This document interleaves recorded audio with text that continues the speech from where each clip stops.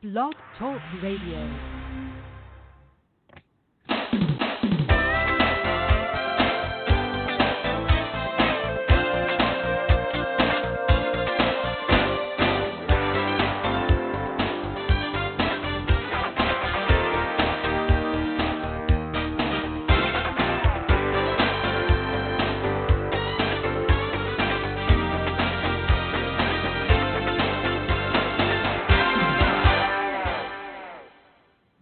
Good morning and welcome to this week's segment of Live Without Limits. I'm your host, Davida Shinsky, and today's show is how to come up with a business idea. Today, more times than not, you're going to be starting some type of business online.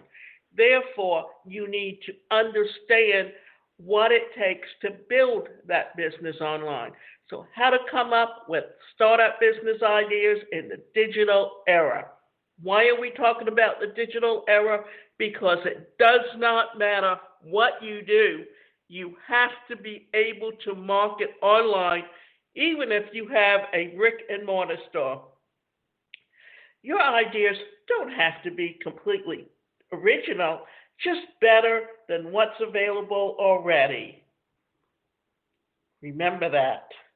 Every ambitious entrepreneur has the same major objective for their startup business idea to become the next big thing.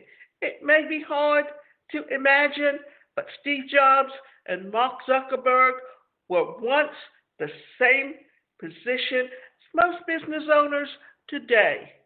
Because remember, when Steve Jobs started Apple and thought of the personal computer, the idea was to get a computer in every home there is. And as you know, today, everyone, the majority of people have computers because you cannot do business without a computer.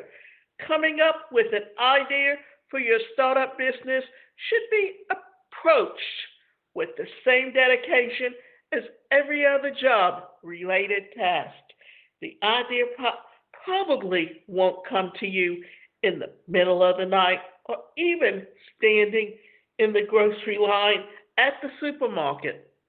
Although it's a nice sentiment, the idea generation takes organization, research, and planning. So here's how to get started. So that remember this, we're talking about building an online business in today's marketplace. And the hardest thing for people to think about and even know is what it takes to actually get that business started in today's marketplace and grow that business in a way that you can expand and think of things that you can do to help grow that business. And for once, what we're going to do is discuss all the different ways that you can build a business in today's marketplace and help it to grow in a way that can give you the opportunity to think of things that you can do to help to get that business in the hands of the people that you want it to be in. And always remember that for you, the idea will grow, and the idea is also the tools that you will use to put that business exactly where you want it to be so that you can make all your plans work for you in today's marketplace. So let's get to talking about it. What are some of the best business ideas to come from? One of the strengths of technology is the digital era is focused on simplifying your life. The internet takes career stage at helping customers meet their needs, whether big or small. It can also be our biggest source of inspiration. Start by reading about successful startup business ideas. Many entrepreneurs share their stories, offering tactical advice that startups can take in their own idea generation. Take note of what has worked and what hasn't. Okay, so remember this, we're living in the digital age. That means you promote through content, you promote through videos, you promote through digital magazines, and you promote with autoresponders and emails. That's what we're talking about when we're talking about digital marketing. And yet, so many times I will see questions on Quora where they're always asking, is digital marketing dead? Or how do I start an online business? And the biggest secret to me is that people don't know or understand how to use digital marketing to build a business or understand the idea of search engine optimization or social media marketing. The best ideas come from identifying problems. For Steve Jobs and Steve Wozniak, the problem was an expensive computer. They recognized that gap and built Apple I, then II, and so on. For entrepreneurs today, brainstorming is a targeted exercise that takes as much creativity as it does concept. What is brainstorming? Well, I'm going to relate that back to an assessment profile that I've used on team building, and it's called CARE, the creator, the advancer, the refiner, the enforcer, and there's also the facilitator. That's 5 team members. And here's how that works. The creator is the one that has the idea, but he just doesn't know how to put it all into practice. So the team helps him refine it and pull it down. After he gets the idea, it goes to the advancer. The advancer is the one that takes and looks at the idea, looks at what works, what doesn't work, and he refines it down, and he can either send it back to the creator or he can send it to the refiner. And what the refiner does is he makes sure that it's all fine-tuned and that it all works the way it should. Then you have the enforcer, and that's the team member that actually puts it all into play. And let me tell you, I'm actually involved with a company called Builderall, and they're a digital marketing company that what they do is they have all the digital products on one platform. And every time they look at every little tool and they want to refine it, and then their team of people that are their creators, their software developers, they tweak it and they play with it. Then what they do is they send it on to the certified partners, and what the certified partners do is they take the tools and they try to break it. They see where the flaws are, what needs to be improved, what needs to be done. Then it goes back to the software people, and that product can stay in beta because it's constantly being tweaked until it really gets refined and then puts on the platform to be used by all the affiliates, all the business managers who come in to use all the tools to build and market their business. The best idea came from identifying problems. Remember, this is what Steve Jobs and Steve Wozniak did. They helped bring the personal computer into every home. And remember what happened to Steve Jobs, that he was good as a startup, but he didn't really know how to take that business to the next level. So that what happened, that as it grew to become a corporation, the people on his corporate board actually pushed him out. And because he was the idea man that they truly needed in the business, the company was at the brink of distinction when they brought Steve Jobs back. And when they brought Steve Jobs back, we got the iPad, we got iTunes, we got the iPhone. He literally proved that people will carry a little mini computer that's a phone in their pocket and be willing to pay for it. And that was also the beginning with the smartphone of the app creators. And all of the apps means that every company, no matter what type of business you're in, needs to have an app so that when an individual wants to either do their banking online or they want to chat with people, they have access to a application that allows them to do this. And today, with digital marketing becoming a very important part of how business is done today, all of those tools that are on Builderall become the genesis of how you can build your business very successfully, or you're going to hire someone that understands digital marketing to run your marketing end of your business for you. Flesh out your network. Think about the last time you were a collaborative lead generating meeting. If everyone came to the table prepared with ideas, you'd likely walk away with at least one viable opportunity.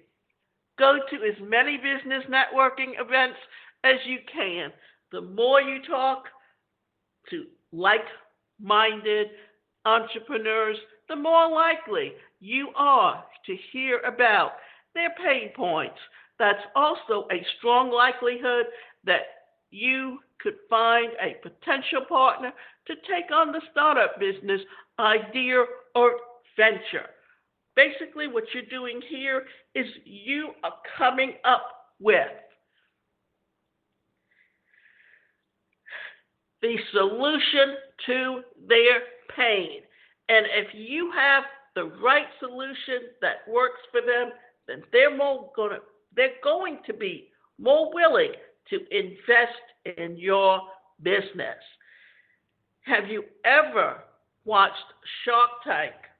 That whenever people come before the sharks, they have to really have everything all fleshed out and all prepared. They have to be able to understand that these are people that are investors and have the money, but they're not going to invest unless they know that they will make back their money. And not only make back their money, but get a profit along the way. So, you should have a business plan. You should be able to talk about what the cost will be, what the financing needs to be, and what the expected profit is going to be. How to ask yourself the right questions. Sometimes launching a startup business idea involves taking a risk, but there are questions you can ask to prepare and see if your idea has what it takes to get the traction. This is where you need to incorporate market research. Why? Because you need to know the right questions to ask, and what are the solutions, and what percentage of the people that have actually used your product can give you those solutions, and actually put it all together to help you come up with the right questions to ask when you are putting together your proposal. What is your skill set? Are you good at sales or marketing? Do you have strong writing skills? If so, you may consider starting a side hustle by consulting with other startups on their marketing efforts. Think about pairing up with other comparable entrepreneurs. Also, consider starting a blog or developing a website to market your skills. Today, you need a website. And with that website, you need a sales funnel, because that sales funnel is how you get your leads. Then you take those leads and you put them into an autoresponder, and you use a a script generator where you can come up with the emails to know exactly what to say to your prospects to help them become customers. And your sales funnel is a journey that your prospect takes to become a customer. And you have a sales letter incorporated into that. You have an upsell incorporated into that. You have a downsell. And you also have a membership site. The purpose of all of this is that you are creating a relationship with your prospects along the way. This is something that I think a lot of people don't understand on building a presence on the internet, and why digital marketing is so important, because almost everyone, especially the millennials and Generation Z, they do everything on computers, because the computers came out in the 1980s, and Bill Gates created the software that runs those computers. That's why Bill Gates and Steve Jobs became multimillionaires, because they didn't graduate college, but that's also because what they do was not taught in college. You didn't have courses that taught you how to create software, or how to read code. That all came about and became a degree because of these innovators. What is missing there? Whether it's in your personal life or professional, this is one of the most important considerations for a new idea. While you may think that an idea has great potential, does anyone need it? Think about the gaps that you see in your life. If you have experience working in certain fields, what tool or service would have made your life easier?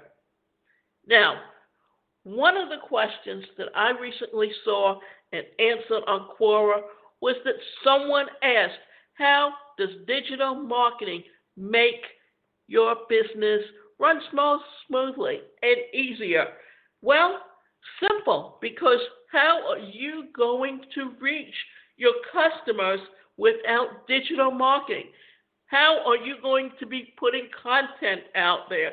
How are you going to get your opt-ins? How are you going to be able to reach the people that you want to reach, and upon doing so, get them to actually build and think of you as their go-to person that has the authority to help them in areas that they have a problem? Because remember, if you create a product, what is that product going to solve? Why would someone purchase your product as opposed to someone else? And how are you going to get them to become a long-term customer? What service can a small company offer over a large corporate competitor? Small business owners have a lot of success in forming relationships with their clients. The personal touch or customer service can make a big difference, especially when you're working in your local community. If you're thinking about working for events, for example, the face-to-face contact is crucial. Think about the questions that investors might ask you. If your startup business idea gets to that level, what sets your idea apart? Do you have a plan for growth? What kind of help are you looking for?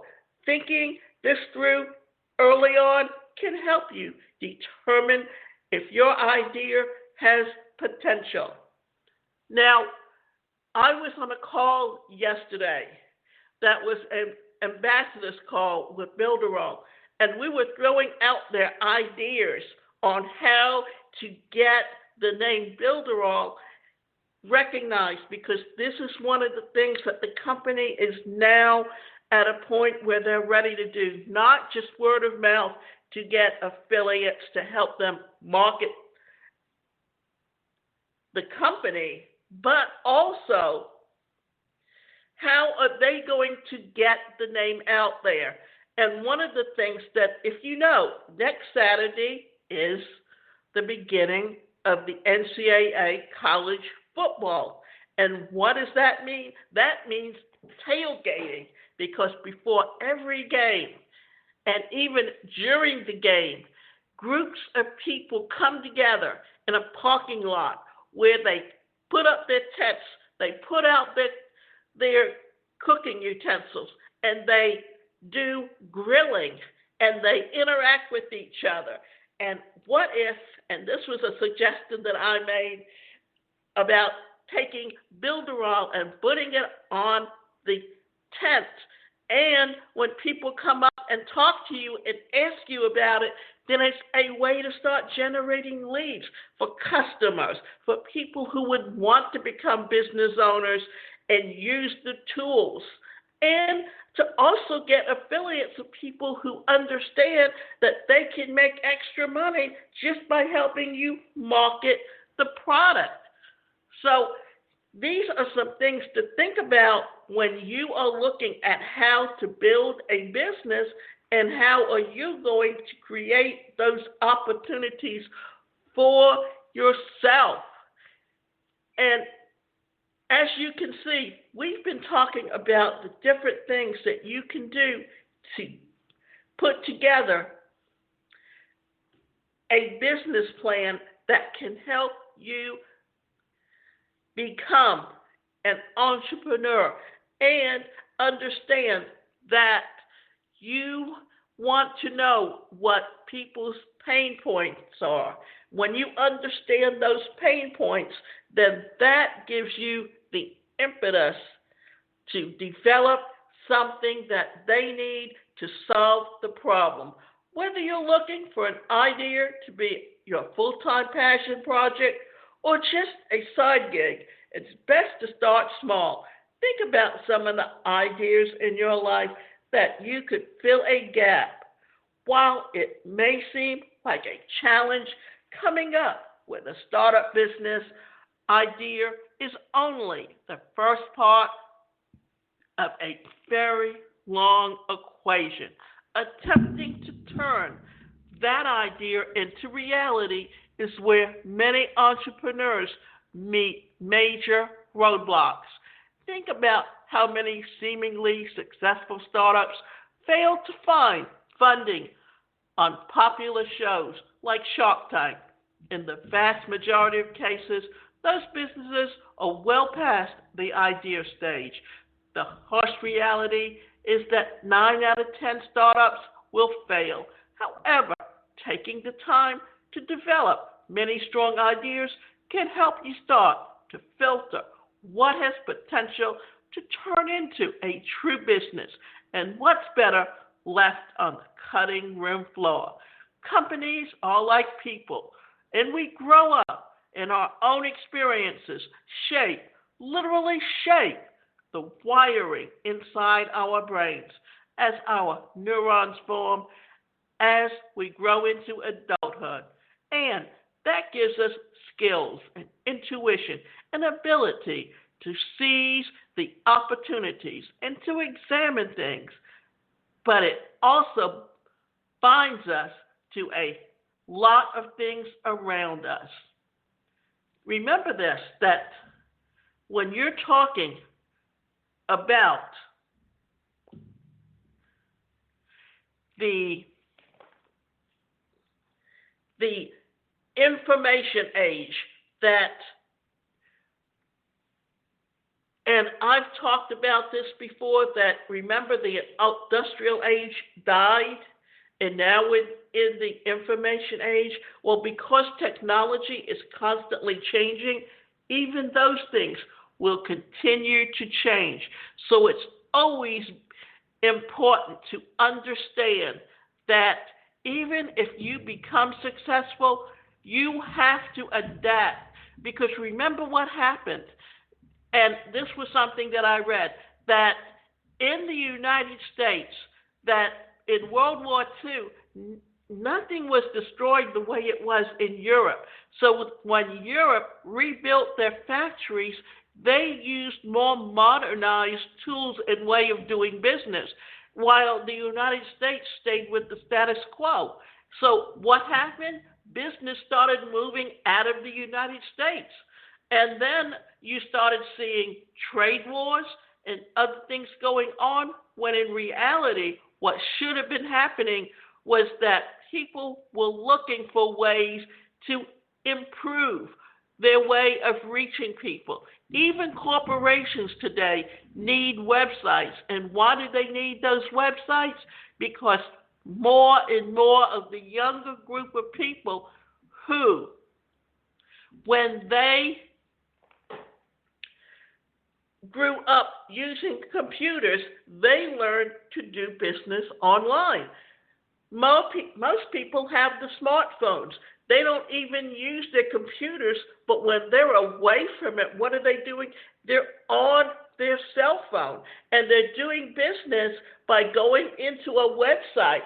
So every website needs to be mobile ready for someone to be able to use those tools while they're actually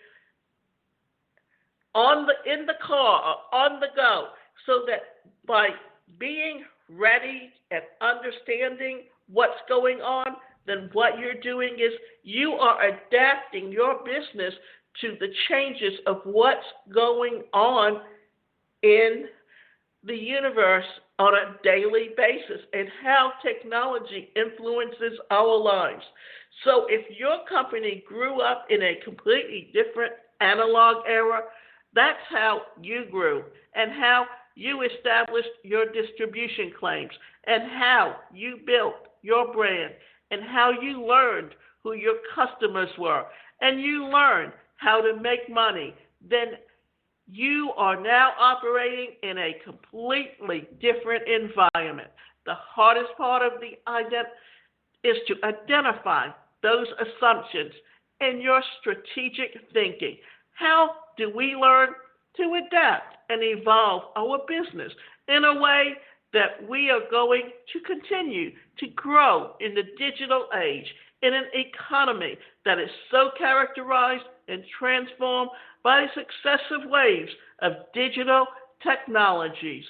So remember, what you're seeing here is that these changes are what's going on and what's making a difference in your life. And remember, you can go to my website, and that website is the #1 personalcareercoach.com. And you can sign up for both individual and group coaching.